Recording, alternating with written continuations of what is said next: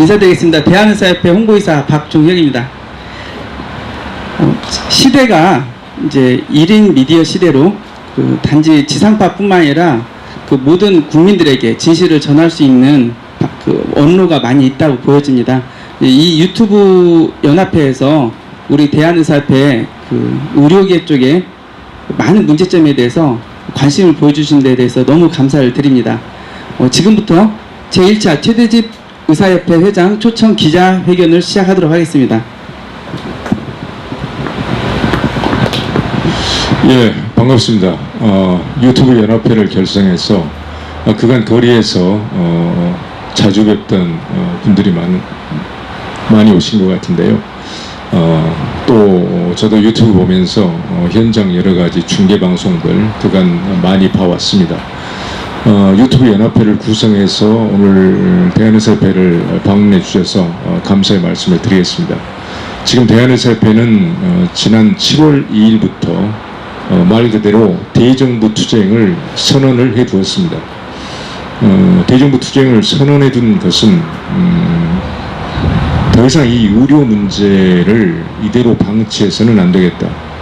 우리가 피상적으로 표면적으로 볼 때 우리나라 의료제도는 아직까지는 그런 대로 유지를 하고 있습니다. 국민들에게 적은 비용으로 양질 의료 서비스를 아직까지는 제공을 하고 있습니다. 하지만 이 불완전한 균형이 언제 깨질지 모릅니다. 특히 직접적인 위협은 외과계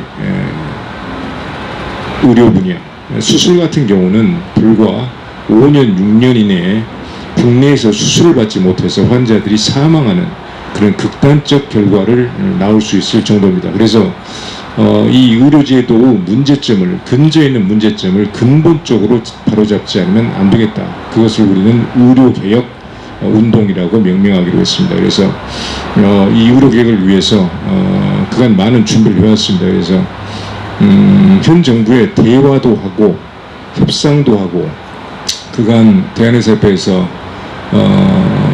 최근 문재인 정부 출범 이래로 3번의 대규모 집회를 했었다는 것을 잘 알고 계시리라 봅니다. 그래서 이런 어떤 여러 가지 방법으로 우리 의료계의 의사표시를 했는데 결국은 반영된 것이 거의 없었습니다.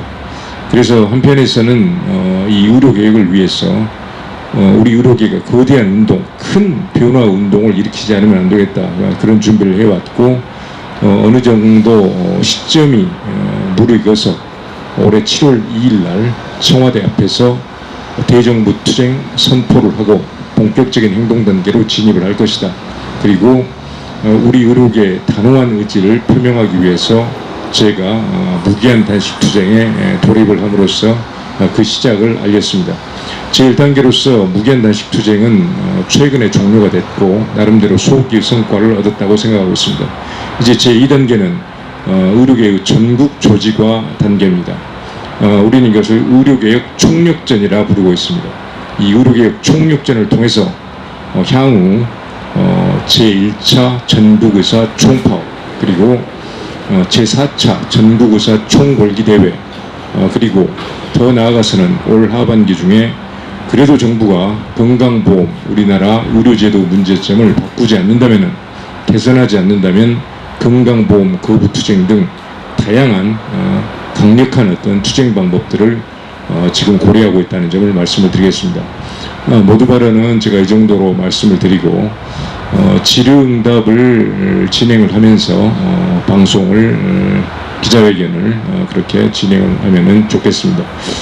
기자회견 중에 질문을 하신 내용 중에 조금 긴 설명이 필요할 경우는 제가 미리 긴 설명에 대한 양해를 부탁을 드리고 그리고 긴 설명을 하도록 하겠습니다.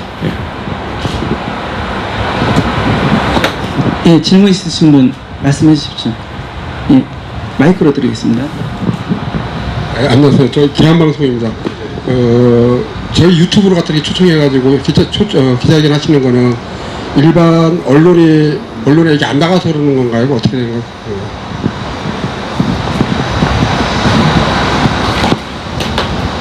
그것은 아니고요. 직접적인 계기는 지금 우리 지대용 선생님, 제가 단식 투쟁하고 있었을 때 봉주루 방송국 지금 운영하고 계시는 지대용 선생님께서 방문하셨습니다. 그래서 유튜브 기자회견을 한번 하고 싶다. 그래서 저는 상당히 좋은 그런 기획이라고 생각했고 단식 이후에 한번 하시자 그런 말씀을 드렸습니다. 또 하나 의미 있는 것은 지금은 매체가 굉장히 다양화되어 있는 시대 아닙니까? 그래서 공중파 방송이 있고 또 종편 방송이 있고 또 각종 케이블 TV 방송이 있고 또 IPTV 방송이 있습니다. 방송 매체. 또 개인 미디어라고 지칭되는 유튜브로 대표되고 있는 여러 가지 어떤 개인 미디어 방송 채널들이 있고 또 다양한 소셜 미디어가 우리가 보통 SNS라고 부르는 소셜 미디어들이 다양한 어떤 언론의 기능을 또 수행을 하고 있습니다. 고전적인 여러 가지 신문 매체들 나름대로 상당한 영향력을 행사하고 있죠. 그래서 이렇게 다양한 어떤 미디어가 존재하고 있는데 저는 그동안에 거의 2000년도 전후부터 거리하고 광장에서 사회운동가로 살았던 사람입니다. 그래서 미디어 변화를 그동안에 어떤 급속한 변화가 있었지 않습니까? 우리 통신 수단, 통신 기술의 발전, 또 미디어 변화, 급격한 변화들이 있었습니다. 그것을 쭉 보아왔고 또 저도 그것을 활용해 왔고 그래서 유튜브 정치 시사 방송의 중요성을 저는 매우 잘 알고 있습니다. 그래서 그런 제안을 받았을 때 이것은 상당히 좋은 기회가 될 것이다. 그리고 우리가 더 유튜브 정치 시사 방송을 더욱더 발전시켜 나가야 될 것 같습니다. 그런 차원에서 상당히 좋은 저에게도 좋은 기회고 방송을 하시는 우리 선생님들도 좋은 어떤 기회로 우리가 이것을 활용할 수 있겠다 그런 생각을 하게 된 것입니다. 연장선상에서 질문을 드리자면 지금 의사회견에 있어서 최대진 회장님께서 지금 이렇게 투쟁을 하고 있는 그 부분이 언론에서는 충분히 어필이 되고 있는지 한번 좀 질문을 드리고 싶습니다. 언론을 통해서 충분히 지금 보도가 되고 있는지 어떤 소기의 성과를 이루고 있는 건지 이런 부분을 좀 한번 좀 질문을 드리고 싶습니다. 우리가 이제 보통 주요 언론이라고 이제 보통 부르는 공중파, 지상파죠. 지상파, 종편, 그리고 주요 고전적인 신문 매체 이런 곳에서는 우리 지금 대한의사협회 의료개혁 총력전이 우리가 의도한 만큼 충분히 홍보가 되고 있지 않습니다. 그것은 이제 여러 가지 이유가 있을 것입니다.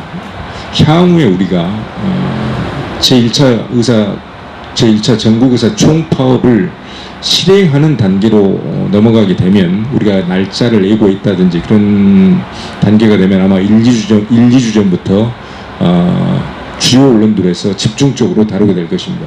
하지만 현재까지 우리는 회원들을 위한 홍보, 그 다음에 국민들을 위한 홍보, 크게 두 가지 많은 홍보를 해야 되는데 국민을 위한 홍보에 있어서는 언론의 영향이 거의 절대적이라고 할 수가 있겠습니다. 하지만 방금 말씀하신 대로 주요 언론들에서는 이것이 충분히 다루어지지 않고 있다. 하지만 뭐 전혀 다루어지지 않는 것은 아니고 우리가 생각하는 것만큼 충분히 다루어지지 않고 있다는 점은 분명히 말씀드릴 수가 있겠습니다.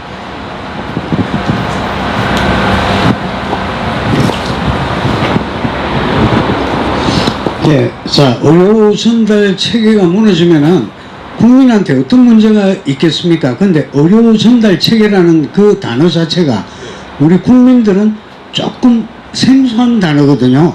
그래서 우리 국민들이 알기 쉬운 의료 전달 체계 좀 쉽게 풀이해서 설명 좀 부탁드리겠습니다. 예, 아주 좋은 질문 감사드립니다. 사실 우리 이제 의료계에서는 의료 전달 체계 너무나 친숙한 용어지만 국민들 입장에서는 생소한 용어일 겁니다. 그래서 의료 전달 체계라는 것은 주요 선진국에서 어느 나라를 막론하고 모든 의료기관들이 똑같은 기능을 담당하고 있지는 않습니다. 가령 우리나라에서 서울대학교 병원하고 우리 동네에서 개원하고 있는 말 그대로 여러 가지 내과도 보고 외과도 보고 피부과도 보는 어떤 동네 의원하고 똑같은 기능을 담당하지는 않지 않습니까?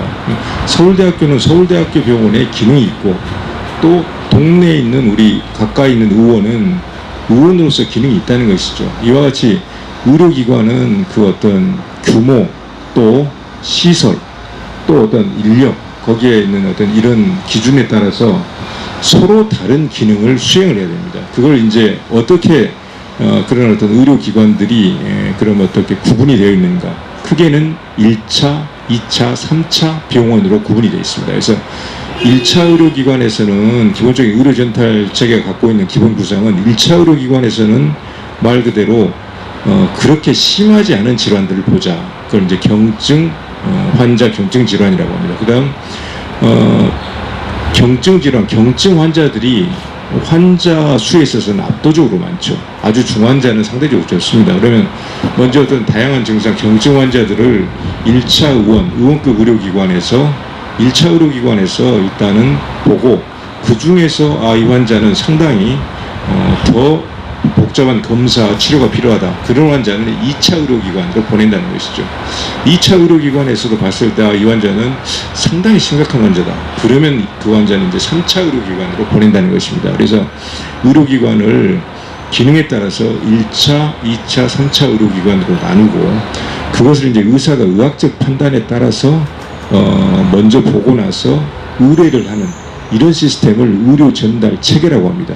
의료 전달 체계가 꼭 필요한 것은 만약에 여러 다른 기능을 하고 있는데 여러 의료기관들이 서로 다른 기능을 하고 있는데 중증 환자, 아주 난이도가 높은 환자를 봐야 될 병원에 감기 환자로 해서 단순 열상 환자로 이런 환자들이 대거 몰리게 되면 그 환자에는 중환자들이 가서 긴급한 어떤 복잡한 치료를 받아야 된다는 것이죠. 근데 경증 환자들이 몰리게 되면 말 그대로 중증 환자들이 치료를 못 받게 됩니다. 그렇게 되면 중환자들은 치료 기회를 박탈당하고서 사망할 수 있다는 것이죠. 그래서 의료전달 체계는 굉장히 중요합니다. 세계 주요 선진국들이 의료전달 체계를 아주 엄격하게 법 제도화해서 운영을 하고 있습니다. 우리나라는 상대적으로 의료전달 체계가 문재인 케어 이전에도 굉장히 취약했습니다. 하지만 문재인 케어가 나오면서 누구든지 돈 많이 안 들고 그냥 가장 우리나라에서 좋은 병원 다 갈 수 있습니다. 이게 바로 포퓰리즘 아닙니까? 기본적으로 의료기관의 어떤 기능이란 것은 경증 환자는 의원급 1차, 그 다음에 중증 환자는 3차 의료기관 이런 데로 가서 그것은 말 그대로 환자들에게 최선의 진료를 제공하기 위한 일종의 사회적인 제도적 장치가 되는 것이죠. 그런데 그것과 무관하게 지금 사실 엄밀히 말해서 진료비가 없어서 진료를 못 받아서 생명을 잃고 불치의 어떤 그 중증 후유장애를 겪는 그런 환자가 우리나라에 과연 몇 명이나 있습니까? 우리나라는 그런 나라는 아니라는 것이죠. 그런 단계를 이미 뛰어넘었습니다. 그런데도 환자의 어떤 증상의 중증도와 무관하게 선택 진료비 다 없애버리고 2인실과 3인실 급여화하고 그리고 각종 비급여 항목들을 무분별하게 급여와 보험 혜택을 줘가지고 그렇게 되면 당연히 3차 병원 굉장히 이제 고난이도 환자를 봐야 되는 3차 병원 같은데 3차 병원 같은데 갈 때도 내가 내는 비용 돈이 적어지게 되죠. 그걸 또 온갖 매체를 통해서 홍보를 했지 않습니까? 막 가라고 부추긴 것이죠. 그래서 뭐 지하철이나 뭐 저기 그 KTX 철도 뭐 그런데 보면 또 뭐 방송 매체에서 홍보하는 거 보면은 병원비 걱정 없는 든든한 나라 해가지고 계속해서 홍보를 했단 말이죠. 그래서 이 의료 전달 체계가 완전히 망가져 버렸습니다. 이것은 분명히 포퓰리즘입니다. 자신들의 정치적 인기를 얻기 위해서 환자들, 국민들의 건강은 전혀 고려하지 않고 정치적 인기를 얻기 위해서 이 의료 정책을 마련해 놓은 것입니다. 그래서 아무나 큰 비용 없이 대학병원에 내가 가고 싶으면 다 갈 수 있는 시스템을 만들어 둬 버렸습니다. 그래서 서울에 있는 주요 몇 개 대학병원만 환자들이 대거 다 쏠려버리고 정작 지방에서는 지방에 충분히 그런 역량이 있음에도 환자들이 없습니다. 1차 의원급 의료기관에도 환자들이 많이 줄어버렸습니다. 이런 시스템을 만들어놨는데 그 결과는 일부 혜택을 받은 사람들한테는 자기들이 목표한 대로 포퓰리즘 목표를 달성을 했겠죠. 그렇지만은 실제 우리가 보이지 않는 거, 의료가 무서운 것은, 의료 제도가 무서운 것은 이것이 침묵 살인자이기 때문입니다.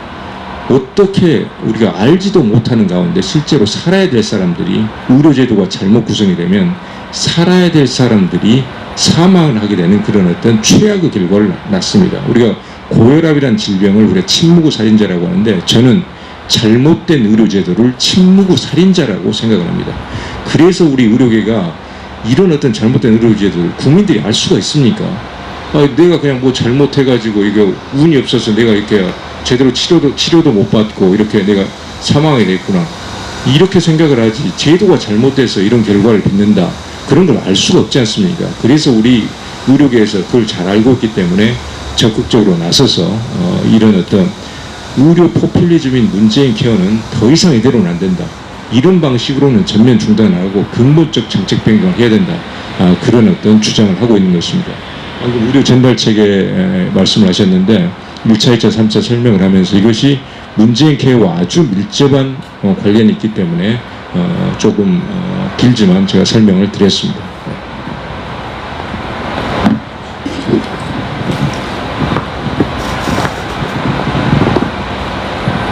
회장님, 그 파업을 지금 그때 뉴스에 기자회견을 보니까 파업한다고 하셨는데, 진짜 파업하실 건지와 파업했을 때의 어떤 우리 환자들, 국민들의 어떤 애로사항, 이 부분은 어떻게 지금 보고 계시는지와, 그리고 파업한다고 하면은 정부에서 분명히 그동안은 탄압이 굉장히 많이 들어올 텐데 그 부분에 대해서는 어떻게 극복하고 계시는지, 이 부분을 여쭤보고 싶습니다.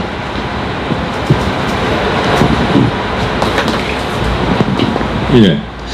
의료계의 이 사회적인 문제 제기가 굉장히 어려운 것은 방금 말씀하신 대로 우리들이 파업을 한다, 휴진을 한다, 일을 하지 않게 되면 국민들, 환자들의 피해가 발생할 가능성이 있기 때문에 저희들이 그 문제에 대해서 다른 어떤 각종 어떤 근로자들의 파업과 이게 많은 차이가 있는 것입니다. 그래서 파업을 절대 우리가 함부로 결정할 수는 없는 것이죠.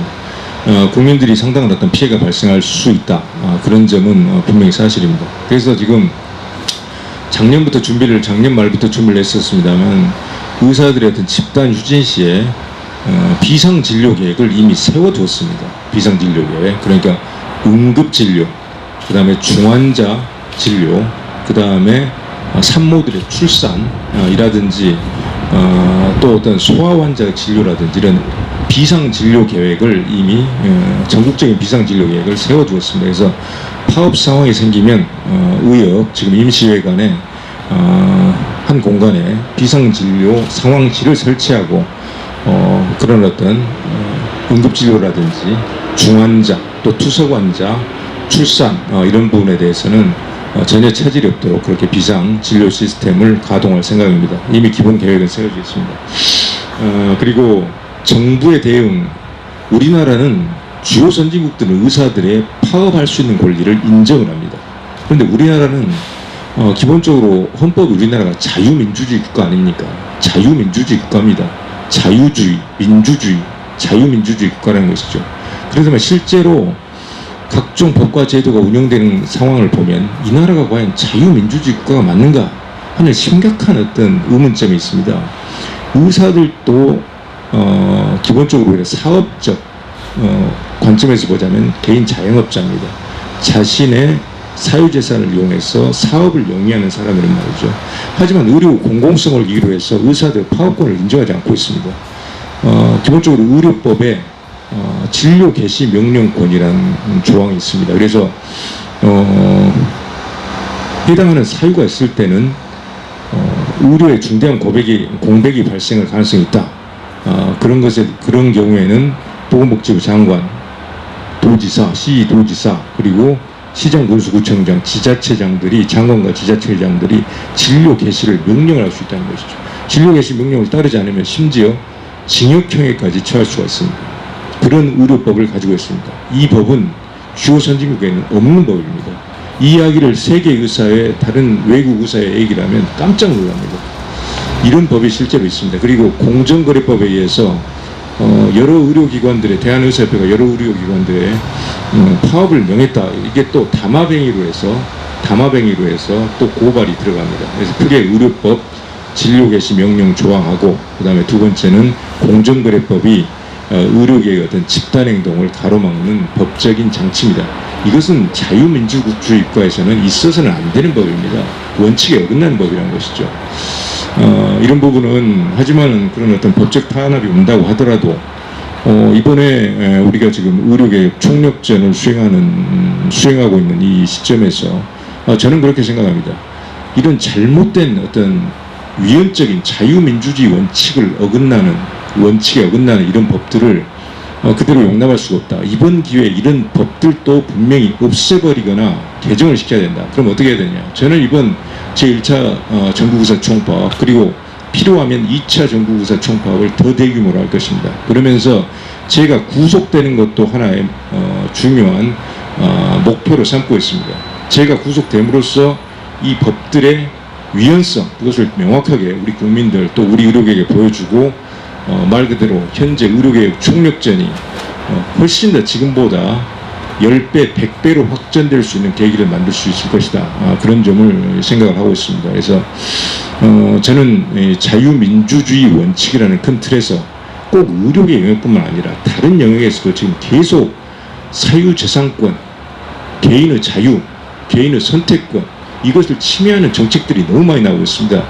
오늘 제가 대한의사협회 회장이기 때문에 그 이상 의료답게 그 이상의 말씀은 자제를 하겠습니다만 다른 영역에서도 자유민주주의를 훼손하는 그런 정책과 법이 나오면은 우리는 과감하게 우리의 모든 것을 걸고 저항하고 싸워서 반드시 그것을 제도를 바꾸고 잘못된 것은 완전히 없애버려야 된다. 이런 점을 말씀을 드리겠습니다.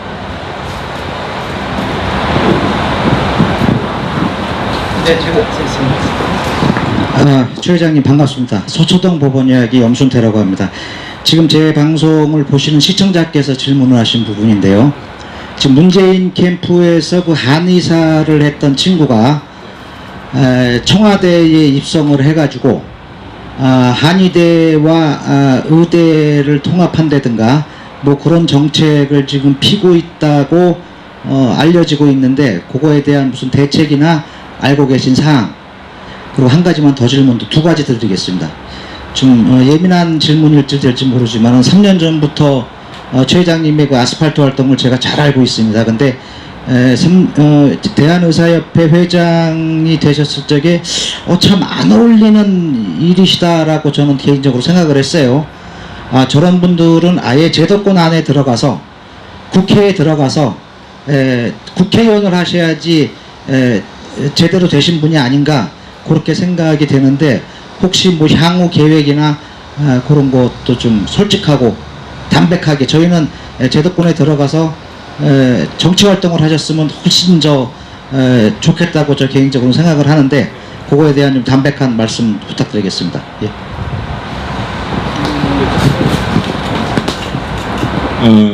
실제로 지금 대한한의사협회 회장을 하고 있는 최혁용 회장이라는 분이요. 지난번에 문재인 대선 캠프에서 어느 정도 관련돼서 깊숙하게 일을 했는지 저는 그건 모르겠습니다. 하지만 상당히 직간접적으로 문재인 캠프에 도움을 줬다고 알고 있습니다. 그래서 뭐 그것은 저는 뭐 개인은 뭐 정치적 선택일 수 있다고 생각합니다. 하지만 현재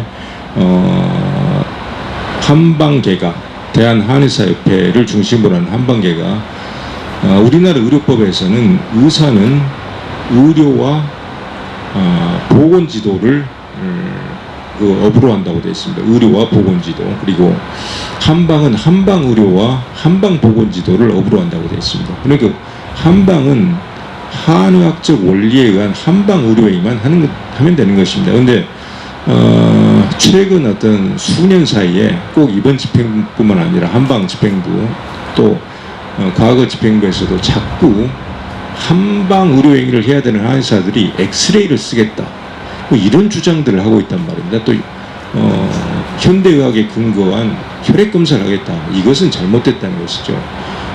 한의사들은 한방의학에 근거한 한방 의료행위를 하고 그 안에서 안전성과 요성이 검증된 한방 의료행위를 하면 되는 것입니다. 근데 자꾸 그 영을 뛰어넘어서 기본적으로 현대의학에서 사용하는 국소마취제 같은 것을 몰래 들여와서 얼마 전에 저기 화성에서 그런 일이 있었습니다. 오산에서 불과 한 2년 전에 리도케인이라는 국소마취제는 한의원에서는 써서는 안 되는 것입니다. 기본적으로 병원에서 숙련된 의사들이 뭐 통증 관리 시술을 한다든지 할 때 쓰는데 한의원에 그것을 몰래 들어와서 환자 목 통증을 치료하다가 현장에서 그 리도케인 주사를 맞고 즉사해버렸습니다. 즉사. 이것은 이래서는 안 되지 않습니까? 본인이 할 수 있는 것을 가지고 결국 우리가 의료인이 돼서 환자를 어떤 진단하고 치료한다는 것은 그 환자에게 유익을 끼치기 위해서, 이익을 끼치기 위해서, 그리고 병을 낫고 치료하기 위해서 하는 것이 목적인데 본인이 써서는 안 되는 리도케인을 몰래 갖고 와서 그것으로 주사를 놔서 환자를 사망에 이렇게 하고 이게 도대체 어떻게 가능하냐는 이야기인 것이죠. 이것은 업고는 싸움이 아닙니다. 기본적으로 국민의 건강을 위한 일이고 국민의 건강을 위해서 각자 지켜야 될 부분들을 엄밀하게 학문적으로 법을 떠나서 지키자는 그런 얘기입니다. 한방에 관련돼서는 그 정도로 제가 말씀을 드리고 사실 저는 대한의사협회 회장 선거에 나올 생각이 전혀 없었습니다. 그래서 저는 뭐 의사를 하고 있었지만 하지만 제가 지금 대한의사협회 회장을 하게 된 결정적인 계기는 문재인 케어였습니다. 문재인 케어. 문재인 정부가 들어오면서 너무나 어떤 무분별하고 급진적인 소위 문재인 케어를 의료 정책에 도입함으로써 이건 도저히 안 되겠다. 제가 의료 분야에 종사를 하고 있는 의사로서 또 의료 정책 운동을 제한적으로 하고 있는 사람으로서 이것은 반드시 막아야만 한다. 그 원형을 막아야 합니다. 제한적으로 필수 의료에 대해서 제한적으로 점진적으로 비급여 급여화를 하는 것은 과거 정부에서 다 해왔던 일입니다. 그것은 그렇게 해야 되는 것입니다. 그런데 현 문재인 케어 문제점은 비급여를 몽땅 갖다가 전부 다 단기간 내에 급여해버리겠다는 것입니다. 그것도 거기에 드는 비용이 5년간 초기에는 30조라고 했습니다. 그럼 그 많은 돈을 도대체 어디에서 조달합니까? 돈이 하늘에서 떨어지는 것도 아니고 더군다나 국고지원은 과거 박근혜 정부 이명박 정부 때보다 법으로 이미 규정되어 있는 국고지원은 더 조금 하고 있습니다. 이명박 정부 때 법으로 규정되어 있는 국고지원이 16%였습니다. 박근혜 정부에서는 15%였습니다. 근데 문재인 정부에서는 13%대로 더 낮아졌습니다. 그러면 보통 의료 혜택을 국민들에게 더 많이 주겠다 하게 되면 정부가 건강보험료를 많이 걷고 또는 이미 걷어 있는 것, 또 국고지원을 더 많이 해야 국민들한테 혜택을 줄 수 있는 게 아니겠습니까? 근데 국고지원은 더 조금하면서 그러면서 혜택은 더 주겠다고 하는 겁니다. 이 얼마나 모순된 정책입니까? 그러면서 보험료는 올리지 않아도 된다고 합니다. 이걸 도대체 누가 믿겠습니까? 보험료는 평년만큼 올려도 되고 국고지원은 조금 덜하고 그러면서 병원비 걱정 없는 든든한 나라 보험 혜택은 많이 주겠다.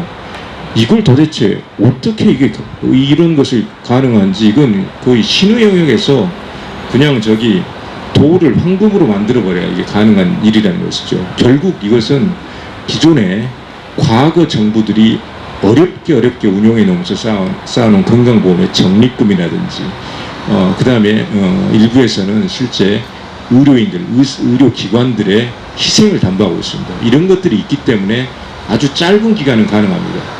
4, 5년 뒤에는 이 사람들은 그럼 건강보험 재정이 그 버티기라도 하겠습니까? 그 다음 재정에 대한 계획은 뭡니까? 그렇게 물어보면 이 사람들 계획이 없습니다. 계획이 없습니다가 답입니다. 자기들 4년, 5년만 딱 하고 그 다음 계획이 없다는 거예요. 그럼 우리나라가 4년, 5년 살고 그냥 끝나는 그런 나라입니까? 그 다음에도 새로운 정부가 들어와서 우리 미래 세대들한테 안정적인 의료제도를 물려줘야 되지 않겠습니까?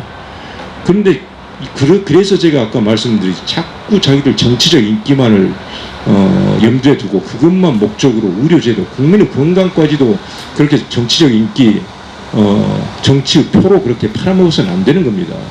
그래서 저는 문재인 케어는 나쁜 정책이다. 뭐라고 이사욕을 갖다 붙이더라도 나쁜 정책이고 사간 정책이고 반드시 정책 변경을 이루어내야 되는 정책이다. 그런 말씀을 조금은 거리낌도 없이 드리는 것입니다.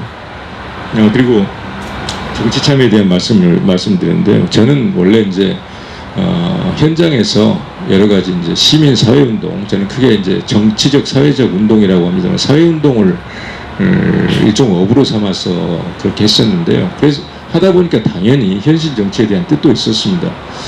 하지만 우연치 않은 계기에 의해서 지금은 대한의사협회 회장으로서 의료 정책의 문제를 좀 다루고 있고 제 임기 동안에 제가 맡은 이 일을 정말 제대로 수행한 다음에 그 다음에는 이제 제가 원래 생각했던 그런 어떤 정치 사회적 운동 또 이제 제가 그 오랫동안 해왔기 때문에 현실 정치 얼마든지 할 생각을 가지고 있습니다. 그리고 이런 부분은 제가 질문 받을 때마다 어떤 시간이 있을 때마다 계속해서 반복적으로 말씀드렸던 그런 내용입니다.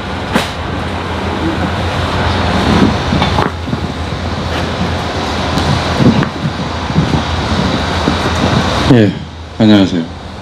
제가 그 아까 질문을 드리려고 그랬는데 먼저 하신 분이 근데 하고 질문이 좀 중복되는 부분이 좀 있는데 아까 그 우리 최 회장님께서는 이번에 파업을 앞두고 구속까지도 감수를 하겠다, 각오를 하고 있다고 얘기를 하셨습니다. 근데 그렇게 얘기를 들으니까 뭐 제가 그 부분에 대해서는 이제 다시 질문드리지는 않겠습니다. 근데 그 지난번에 그 유치원 사태가 있었습니다. 그 사립 유치원 문제.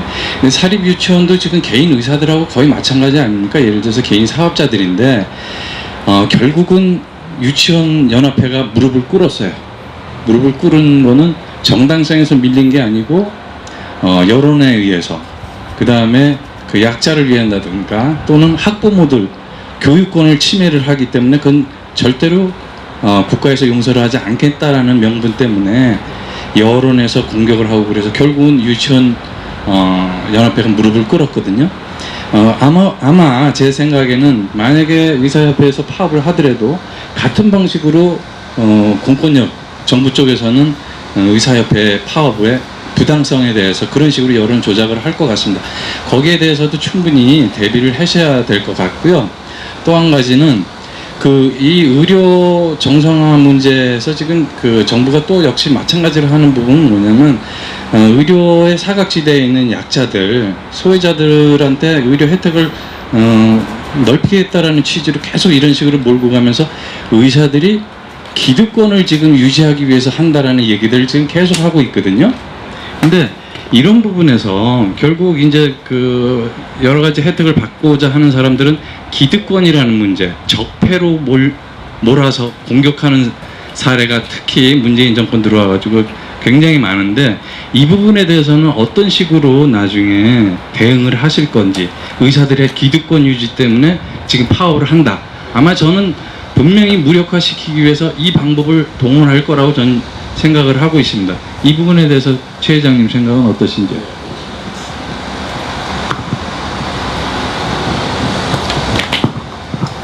사실 지금까지 잘 지적해 주셨습니다. 의료계가 사회적으로 강력한 문제 제기를 한 것은 사실 한두 번이 아닙니다. 여러 과거 1999년, 2000년도 의학분업 파동 때도 아주 매우 강력한 문제 제기가 있었고 2014년도 원격 의료를 앞두고 또 강한 문제 제기가 있었습니다. 그때마다 계속 반복되고 있습니다. 의사의 집단 이기주의다, 직역의 집단 이기주의다, 자신들의 기득권을 챙기기 위한 어떤 행위이고 다른 어떤 여러 가지 어떤 주장들은 말 그대로 그 기득권을 유지하기 위해서 그걸 포장하기 위한 말 그대로 기만적인 홍보 전술이다. 이게 어떤 그들의 어떤 기본적인 논리입니다. 계속 반복되었습니다. 그래서 이번에 이번 어떤 의료개혁 우리가 총력전을 기획을 하고 지금 진행을 하면서 아까 책자를 나누어 드렸지만은 거기에 상당히 어떤 큰 틀에서 문제 제기를 했습니다. 그래서 이번에 문재인 케어 저지 같은 문제는 사실 엄밀히 따지면 의사들의 경제적 이득이라는 관점에서 보자면 의사들이 문재인 케어에 찬성하는 것이 의사들의 경제적 이득에는 더 도움이 됩니다. 왜냐? 도움이 되고 그 재정이 풀리기 때문에 그 재정은 결국 의료계로 갑니다.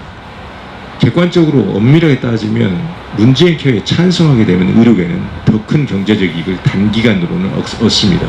하지만 문재인 케어에서 우리가 반대할 수밖에 없는 이유는 이것이 중장기적으로 지속 가능하지 않은 시스템이고 그것이 수많은 어떤 환자 쏠림 현상을 일으켜서 실제 어떤 환자들의 생명을 직접적으로 위협하고 환자를 실제 사망케 하고 있습니다. 이런 그 다음에 비급여를 무분별하게 급여하면서 의사들의 진료받을 환자들이 진료받을 선택권도 제한을 시키고 의사들이 양질의 진료를 제공할 수 있는 선택권도 제한을 시킵니다. 여기도 자유 문제가 있습니다. 이런 여러 가지 어떤 우리가 사상과 가치의 문제가 있고 그 다음에 우리 미래 세대를 위한 중장기적인 의료제도 지속 가능성 이런 문제 때문에 저희들이 반대를 하고 있는 것입니다. 그런 점에서 사실 기득권을 가지고 집단이기주의를 가지고 정말로 하나 깊게 파들어가 보면 사실 이게 우리 의료계의 주장이 전혀 기득권과는 상관이 없는 주장이라는 것을 정확하게 증명을 할 수가 있을 것입니다. 하지만 이제 여러 가지 그런 것들이 워낙 오랫동안 우리 사회에서 어떻게 보면 주류적인 그런 의사들의 집단 행동을 공격하는 논리로 작동을 해왔기 때문에 우리가 최선의 진료, 환자들에게 최선의 진료를 제공하기 위해서 이러저런 조건이 필요하다 이런 것을 가지고 계속해서 토론도 하고 우리가 홍보도 하고 상당히 오랜 기간 노력을 지속을 해야 될 것 같습니다. 이번 기간에는 우리가 집중적인 또 홍보 계획도 가지고 있습니다. 그리고 아까 사립유치원 말씀하셨는데요. 어떻게 보면 지금 우리 사회가 개인의 사유재산권, 개인의 자유, 선택, 자율, 창의 이런 어떤 가치들, 사상과 가치들 그리고 전체주의적인 통제, 계획 이런 어떤 그 가치들하고 이걸 아주 단순하게 표현을 해보면 자유주의 대 사회주의 어떤 이념과 사상의 어떤 구분되는 서로 대립되는 그런 가치의 싸움입니다. 그런 부분들이 근저에 깔려 있습니다. 그래서 이 문제가 매우 중요한 것입니다. 한유총은 말 그대로 사유재산인 사립 유치원들을 교육의 공공성을 이유로 말 그대로 마치 전시동원 체제처럼 마치 공공의 국가 소유의 또 어떤 국가 소유의 어떤 시설물인 것처럼 무단으로 그냥 사용을 해버린 것입니다. 기본적으로 사유재산의 문제가 거기 들어가 있는 것이고요. 그래서 이런 문제는 의료기관하고 상당히 유사점이 매우 큽니다. 사립유치원뿐만 아니라 사립어린이집 또 민간요양원도 유사한 과거에 그런 경험들이 있고 그런 제도도 있습니다. 민간요양원, 사립어린이집, 사립유치원 의료기관은 이것보다 훨씬 더 오래전부터 이런 일들을 겪었습니다. 그래서 이런 문제는 저는 그렇게 생각하고 있습니다. 의료계 내에서 지금 이런 어떤 주장들을 하고 있지만 이런 거의 유사한 구조를 갖는 그런 비슷한 어려움을 겪고 있는 여러 어떤 직능 또 직역 이런 어떤 분들과는 사회적 연대를 구축해서 문제 제기를 하고 싸워나가야 되지 않을까 그런 점도 생각하고 있습니다.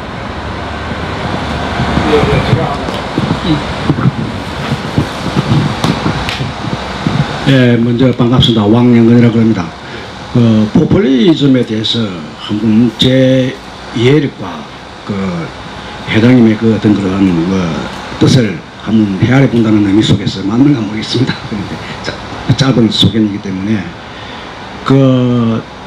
정부 정책이 의사의 그러한 생명공학에 이르는 인간의 그런 존엄성에 의해서 바라보는 그러한 바른 진단성에 의하지 않냐고 자기 나름대로 외향적인 포퓰리즘으로 이상적인 세계를 갖다가 지향한다면은 상당한 부작용이 일어나리라 봅니다. 명분에 이끄는 그런 의료 진단이라는 권익이라든지 자격이라든지 이에 반영되어서 바라볼 수 있다면은 우리가 안심이 되죠. 인간 자체로서. 그런데 그것이 정책적으로 그런 나아간다면 이상적인 국가, 지금 우리가 염려하는 어떤 그러한 불의의 세계, 공산주의 국가를 지향하지 않나. 그러므로 말하자면 더 큰 배당이 오래라고 우리가 하거든요. 근데 이제 회장님으로부터 그 의사로서의 그러한 인류 공력에 이바지할 수 있는 그러한 뭐 생명의 존엄성이라든지 이에 연계해서 그 어려워진다이기 때문에 이에 걸맞는 이거 자체가 반영될 수 있는 정책이 유효할 수 있도록 하시는 데 대해서 저는 이해를 하고 있습니다. 그 여기에 대해서 뭐 잘못 이해되었으면 좀 설명해 주시고, 또한 이로 말미암아 어떻게 우리가 보다 나은 조금 대처 능력이 필요한가 조금 이야기해 주시면 감사하겠습니다. 우선 의료 문제는 기본적으로 이렇게 이해를 하시면 되겠습니다. 의료는 실제로 공공성이 매우 강한 그런 서비스입니다.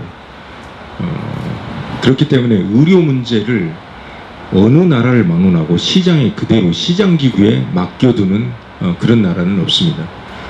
가장 시장기구에 근접한 나라가 미국 정도라고 할 수가 있겠습니다. 하지만 미국도 민영의료보험사에서 민영의료보험이라는 것이 있지 않습니까?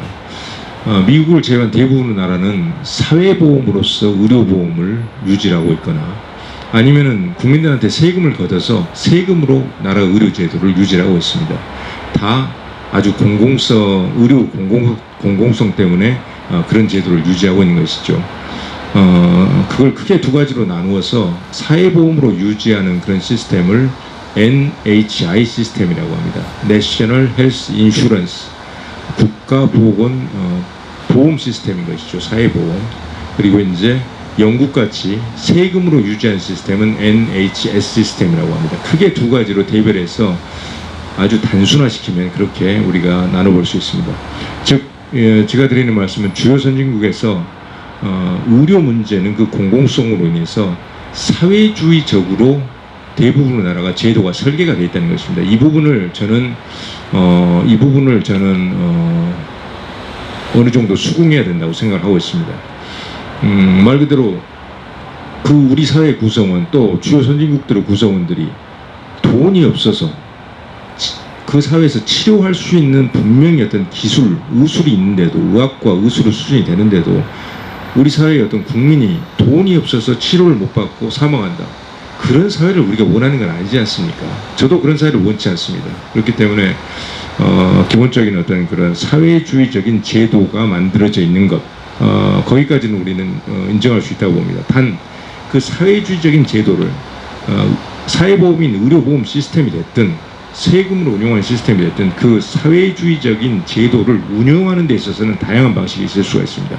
자유주의적으로 이용을 해서 여러 기관을 구분을 하고 경쟁과 자율 시스템을 도입할 수 있습니다. 또 선택의 시스템을 저는 그런 방식으로 운영하는 것이 가장 바람직하다고 보고 있습니다. 하지만 제도도 사회주의적이고 그 사회주의적인 제도를 완전히 사회주의적으로 심지어 전체주의적으로 운용하게 되면 그때부터는 이 엄청난 부작용이 생기는 것입니다. 그래서 가장 이제 대표적인 나라들이 공산주의 국가 의료죠. 북한이라든지 쿠바 의료 보시면은 다 세금으로 다 하고 뭐 무상 의료라고 하지만은 의료질은 너무나 형편없고 또 그 다음에 의료 제도라고도 할 수 없는 뭐 그런 방식이 되지 않습니까? 극단적인 한 형태고.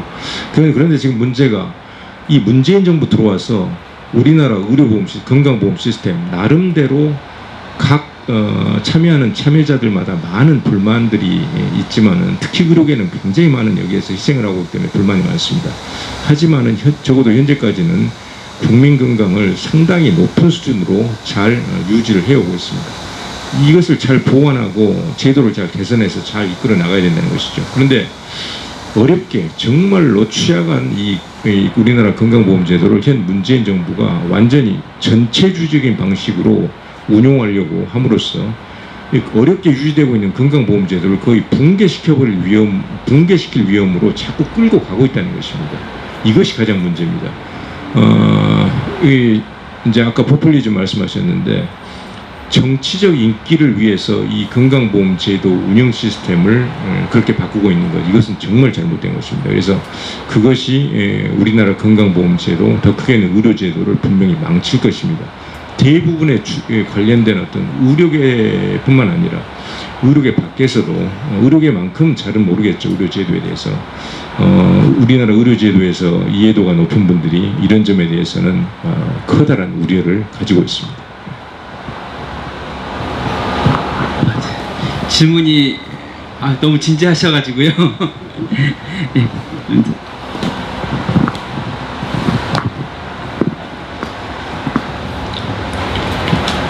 네. 요거는 주제하고는 약간 벗어날 수 있을지도 모르겠습니다만 우리 국민적인 시각에서 봤을 때 상당히 관심이 있을 만한 그런 내용이어서 한번 좀 너무 진지하다고 그래서 잠깐 조금 다른 질문을 좀 해보겠습니다.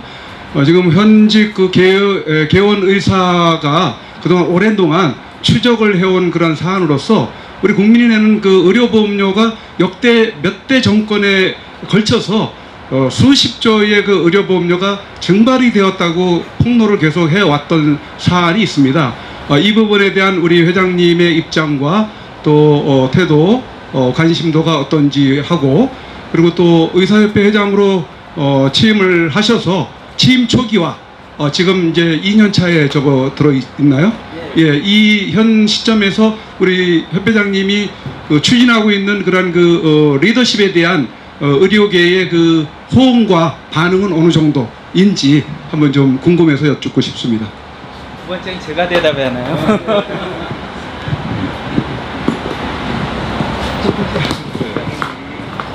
근보 재정 비리에 대한 어떤 주장이 일부에서 있는데요. 사실 그 부분은 대한의사협회에서 판단할 수 있는 현재 상황은 아닙니다. 그리고 정부 쪽에서도 그 부분에 대해서 상당히 주의 깊은 그런 어떤 검토를 했는지 그 부분은 아직 검토를 하지 않았다고 생각하고 있습니다. 그래서 그런 부분들은 앞으로 더 문제를 제기하는 쪽에서 조금 더 명백한 증거를 갖고 대한의사협회보다는 우리나라 뭐 감사원이라든지 공적 기구들이 있지 않습니까?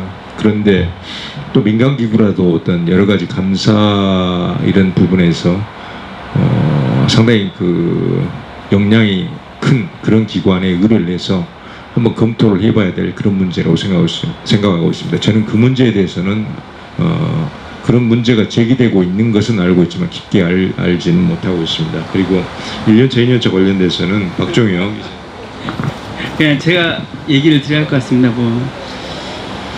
저희 이제 의사 회원들이 지난 2000년에 가장 크게 집단 행동에 나섰었습니다.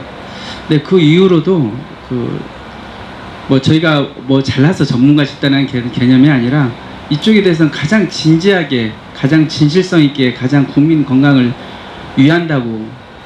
위하는 그런 집단이라고 생각을 하고 있습니다. 근데 그럼에도 불구하고 이런 우리의 호소가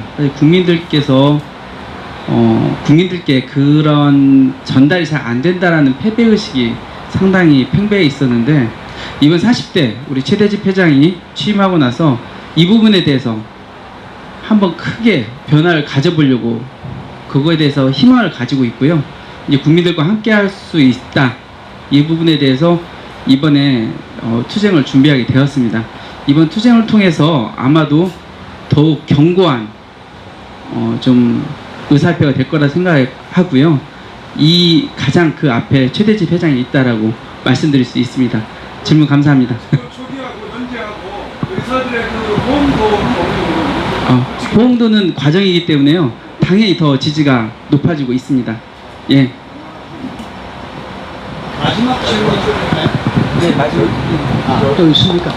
예. 자, 우리. 저 박선길이라고 합니다.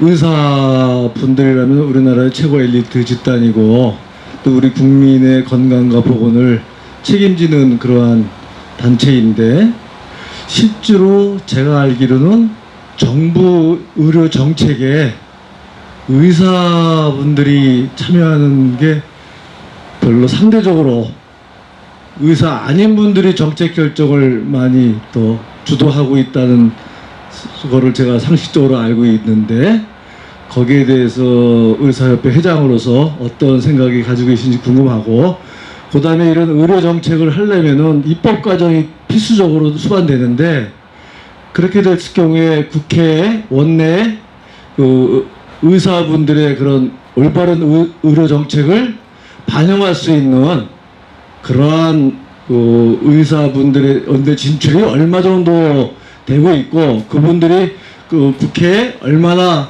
원활하게 의사가 반영이 돼서 정책이 반영되는지, 또 만약에 잘 안 된다면 거기에 대해서 앞으로 의사협회에서는 어떻게 하려고 하는지 궁금합니다. 답변해 주시기 바랍니다. 신상진 의원을 예를 들면 되겠네.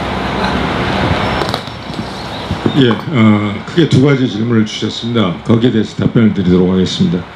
일단 정부의 상당히 큰 규모 의료 정책, 거기에 대해서 단순하게 말씀드리면 의료계와 사전 협의가 전혀 없다고 말씀드릴 수가 있습니다. 다른 영역하고 비슷합니다. 그래서 일례로 말씀드리면 2017년 7월 달에 발표됐던 문재인 개혁, 대한의사협회와 단 70반구의 사전 협의도 없었습니다. 그리고 2014년도에 원격 의료 단 한 번의 사전 논의도 없었습니다. 이런 식으로 하지만 이 정책들을 문재인 케어라든지 원격 의료라든지 이것을 앞으로 실제 현장에서 정책들을 집행하기 위해서는 의료계의 도움이 절대적입니다. 의료계 도움 없이 할 수 없다는 것이죠. 그럼 왜 당사자하고 미리 사전에 협의를 해서 그 정책을 입안을 하고 의견 조율을 해서 정책을 만들어내면 앞으로 이것을 집행하는 데 훨씬 더 원활하게 되고, 그리고 국민들의 어떤 건강에 도움이 되지 않겠습니까? 그런데도 그런 일을 하지 않고 있습니다. 그래서 의료정책은 주무부서인 보건복지부, 행정부처에서 기본적으로 만들어지고, 이 행정부처는 여러 이제 의료정책학자들, 그분들은 의사인 사람도 있고 의사가 아닌 사람들도 있습니다. 그래서 의료정책학을 한 학자들, 소수 학자들의 이제 연구 용역 도움을 받아서 행정부서, 한마디로 정부가 큰 정책들을 만들어냅니다. 작은 이제 세부적인 정책들 여러 분야에서는 많은 어떤 협의가 있지만은, 이런 문재인 케어라든지 원격 의료라든지 또 전체 의료제도를 변화시킬 수 있을 만한 그런 큰 제도, 또 법 개정에 있어서는 정부의 일방적인 어떤 그런 태도를 계속해서 보이고 있습니다. 그래서 이번에 우리가 의료계획 총력전을 지금 수행을 하고 있는데, 큰 목표 중에 하나도 주요 선진국들처럼 큰 의료 정책을 국민에게 제시하기 전에 정부와 의료계가 사전에 협의를 거치는 그런 법적 어떤 심의기구, 협의기구를 만드는 것, 이것도 하나 중요한 목표입니다. 그래서 앞으로는 그런 어떤 의료 정책들이 나오기 전에 심도 있는 논의를 거쳐서 나올 수 있게 그런 법적 제도적인 기구를 갖춰야 되겠다, 그런 목표를 가지고 있습니다. 국회에서 입법 과정 대단히 중요합니다. 국정감사도 있고 실제 여러 가지 중요한 입법들이 제도 변화가 생기면 입법적 근거가 마련돼야 되기 때문에, 그래서 꼭 의사들의 어떤 무슨 권익을 위한 활동이라기보다 국민 건강을 위해서 의사들의 전문성이 꼭 필요한 부분이 있기 때문에 의사들이 많이 원내 어느 정도는 사실 진출해 있어야 합니다. 그래야 보건의료 정책 관련된 법안들이, 제대로 된 법안들이 나올 수가 있죠. 최근에 일본을 방문했는데, 일본이 중의원하고 참의원 양원제지 않습니까? 의원 수가 약 550명 내외 정도 되는데 의사 출신 의원 수가 30명입니다. 30명. 그래서 우리나라 단원제인 국회로 환산해 봤더니 한 10명 정도는 돼야 우리나라하고 이게 우리나라에는 맞겠다, 이렇게 생각을 했는데, 현재 1100명 정도 국회의원 중에서 의사 출신 국회의원은 현재 3분 있습니다. 3분이 있고, 나름대로 전문성을 발휘해서 여러 가지 입법 활동도 하고 국정감사 활동도 하고 있지만은 상당히 어떤 부족함을 많이 느끼고 있습니다. 그래서 최근에 한 두세 달 전에 대한의사협회에서 2020년 21대 총선을 앞두고 총선 기획단을 출범을 시키고, 지금 16개 시도에서 차근차근 지역 총선 기획단을 만들고 있습니다. 그래서 총선 기획단은 크게 두 가지로 다른 여러 단체들에서도 직역단체들에서도 이런 활동을 많이 했으면 좋겠습니다. 그래서 1인 1정당 가입운동, 그래서 책임당원이나 권리당원을 반드시 해서 당내 경선에 영향력을 행사하자. 그리고 정말 좋은 의료정책을 내는 국회의원에 대해서는 합법적인 후원을 하자. 월 10만 원씩은 다 나중에 세액공제로 돌려받지 않습니까? 그런 운동을 하자. 그리고 두 번째는 이제 의사 후보자 선거 운동입니다. 첫 번째는 의사 유권자 운동이었고, 두 번째는 의사 후보자 선거 운동으로서 정치의 뜻이 있는 의사 출신 후보자를 우리가 발굴해서 뜻이 있는 분들을 적극적으로 지원을 해서 합법적 선거 운동으로 도와서 국회에 많이 진출시키자. 이 두 가지 방향으로 국회와 관련돼서는 활동을 하고 있다는 점을 말씀을 드리겠습니다. 네, 그럼 마지막 질문으로 좀 하겠습니다. 하시고. 저는 마지막 짧게 할게요. 예, 그렇게. 회장님, 지난번에 국회의사당 앞에서 안민석 의원을 규탄하는 1인 시위도 하셨고, 또 대검찰청 고발도 하셨는데, 그 건에 대해서 어떤 상황이었는지와 지금 안민석 의원이 뭐 사과라든가 아니면 입장이라든가 이런 게 있는지 좀 부탁드립니다.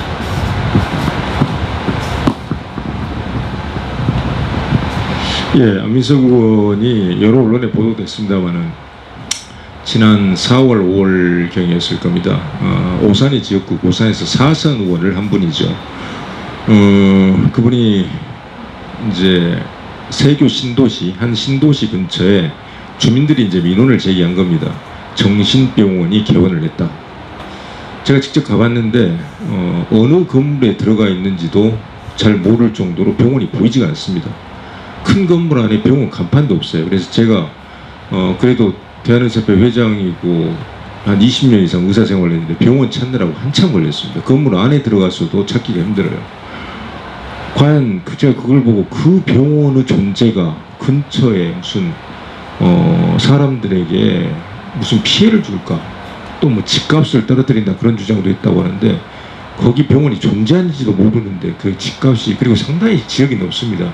이해하기 어렵습니다. 하지만은 다음 또 국회의원, 내년 총선에서 국회의원의 뜻이 있는지 안민석 의원이 뭐 적극적으로 나서서 본인이 뭐 보건복지부 장관을 만나서 독촉을 했다, 자기 홈페이지에 다 써놨지 않습니까? 보건복지부 장관하고 만난 사진도 올려두고, 그래서 뭐 독촉을 뭐 했다. 그래 결국은 뭐 결과는 실제로 오산시장한테 보건복지부의 어떤 시정명령서가 내려와서 오산시장이 허가 취소 결정을 내렸지 않습니까? 허가 취소 결정을 내리고 현재 그 청문 절차가 현재 진행 중입니다. 해당하는 병원에서는 행정소송을 지금 준비를 하고 있는 상황입니다. 안민석 의원이 본인의 주장대로 본인이 노력을 해서 허가 취소를 이끌었다, 이런 주장을 지금 하고 있습니다. 이것은, 그리고 그 과정 중에 막말은 들으셨을 겁니다. 일개 의사가 뭐 이렇게 저렇게 했다, 3대를 걸쳐서 재산을 다 털어놔야 할 것이다, 그리고 소송을 제기하면 뭐 혹독한 대가를 치러가겠다, 또 소송을 제기하면 절단을 내버리겠다. 이게 도대체 국회의원 발언인지 무슨 지역 조폭 발언인지, 이걸 상식적으로 이해할 수 있는 사람이 누가 있겠습니까? 우리나라 국민치고. 그래서 도저히 이 사람은 안 되겠다. 이건 특정하게 어떤 의료계 의사를 부당하게 탄압한 그런 사건이 아니라 대한민국 국민을 탄압한 사건입니다. 대한민국 국민의 말 그대로 법률 그 소송 청구권. 우리나라 기본적인 법은 억울한 게 있으면 법적으로 본인을 방어하기, 보호하기 위해서 기본적인 어떤 재판 청구권이 있는 겁니다. 재판 청구권도 부정했습니다. 재판을 청구하게 되면, 소송 걸게 되면은 혹독한 대가를 치러가겠다, 절단 내버리겠다. 국민의 기본권인 재판 청구권도 부인하고, 그 다음에 본인 돈으로 해서 병원을 개설을 했는데 그것도 보건복지부 장관에게 부당한 압력을 행사해서 결국은 허가 취소를 해버리고 개인 사유재산을 심각하게 침해한 것입니다. 이런 사람이 국민의 어떤 기본권, 그리고 헌법을 수호하고 국민의 기본권을 지켜줘야 될 사람, 그것을 책무로 하는 국회의원이 거기에 정반하는, 헌법을 위반하고 국민의 기본권을 억압하는 이런 행동을 하고 있으니 정말로 제대로 된 사람이고, 그 사람은 아주 구제불능의 사람이라 하더라도 더불어민주당이 정말 제대로 된 정당이면 당장 국회의원을 사퇴시켜야 되지 않겠습니까? 그래서 정말로 이것은 잘못됐고 정신과 환자들은 스스로 이런 그런 문제를 제기할 수도 없습니다. 너무 본인이 힘들기 때문에 이런 억울한 꼴을 당해도 제기할 수도 없다는 것이죠. 그래서 가족들이 나섰습니다. 그래서 대한의사협회하고 정신장애인 가족협의회가 나서서 앞으로 긴밀히 협력해서 반드시 안민석 의원은 대국민 사과를 시키고 그리고 국회의원직 사퇴를 반드시 이끌어내자 그렇게 그날 집회 오산에서 집회를 하면서 굳은 약속을 했습니다. 그런 방향으로 계속해서 운동을 펼칠 것이고 안민석 의원이 국회의원직에서 사퇴하는 것이 바로 우리나라에서 그나마 정의가 실현되는 길이라고 확신하고 있고 모든 국민들도 동의해 주시라고 믿고 있습니다. 전혀 없습니다. 마지막으로 예. 자, 우리 최대집 회장님 장시간 몸도 지금 회복 중이신데 여름에 이렇게 단식하시는 게 상당히 뭐 또 건강에 안 좋으실 건데 회복하신 지 얼마 안 되셨는데 장시간 우리 기자회견에 응해 주시고 또 오늘 기자회견을 통해서 많은 시청자분들이 충분히 이해하리라고 믿습니다. 그리고 지금 걱정되는 건 우리 최대집 회장님의 건강이 걱정이 됩니다. 어느 정도인지 한번 건강에 대해서 말씀해 주시고 장시간 고마웠습니다. 마지막 네, 오늘 사실 의협 임시회관 실내에서 조금이라도 좀 편한 환경에서 기자회견을 진행해야 되는데 이런 장소에서 모시게 돼서 참 송구스럽습니다. 하지만은 오늘 굉장히 그 한 질문마다 굉장히 어떤 날카롭고 또 많은 어떤 식견이 바탕이 된 그런 질문들이었습니다. 그래서 거기에 답변을 드리면서 많이 정리가 된 것 같습니다. 제가 8일 정도 단식을 하고 한 6일 정도 입원을 했었는데 저는 빨리 회복할 줄 알았는데 생각보다 단식의 여파가 상당히 큽니다. 그래서 조금 한 일주일 정도는 더 굉장히 몸을 조심해야 될 것 같고 그래서 회복을 한 다음에 지금 하고 있는 의료계의 투쟁 어떻게 보면 또 그것은 어떤 사상 아까 제가 잠깐 말씀드렸습니다만 사상과 가치 투쟁입니다. 이런 부분에 대해서 뜻을 같이 하는 분들과 함께 더욱더 적극적으로 총력을 다해서 수행해 나갈 것이라는 점을 말씀을 드리고 함께 하자는 말씀을 드리고 싶습니다. 감사합니다.